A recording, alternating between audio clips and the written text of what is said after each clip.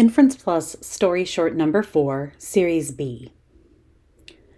Love did not feel the way Constance had expected it to feel. She had read more bodice rippers than she could possibly count, at least 2 a week since she turned 15. They had led her to believe that love was a bolt of lightning that burned with desire, but that wasn't love at all. She understood love now. It was an ache in her neck, a rock in her shoe, a tickle in her throat that she just couldn't clear.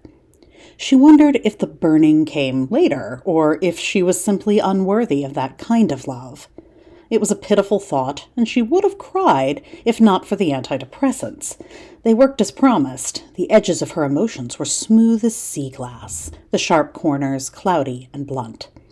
Despite all that, Constance wouldn't change a single thing, not a single tear or disappointment. In the words of Taylor Swift, the ride was worth the pain. Constance didn't have any illusions about Patrick.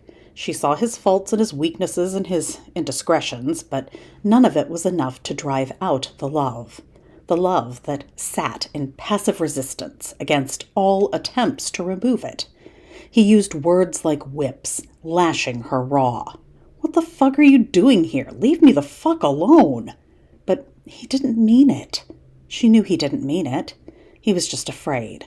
Afraid to be hurt. Afraid to risk. Afraid to love. And she understood it. She really did. She felt the same fear, but she was brave. Constance knew what it meant to stay the course, to be the steady one, the one who didn't back down in the face of pain. Like when Patrick brought the other women home. She knew none of them would last, not like her. He pretended he didn't know she was there, that she saw it all and loved him anyway. But deep down he knew, and the knowledge that he knew was a warm little ball in her chest. Not burning like in the books, but warm like cradling a mug of tea. Someday he'd come to his senses. All the dinners eaten slouched down in the front of her Toyota would be worth it. All the silent holidays spent wrapping gifts for herself from him and then opening them alone. All the times the police had driven by, told her to go home, to get some help. None of it would matter then. She would be Patrick's, and Patrick would be hers. Happily ever after.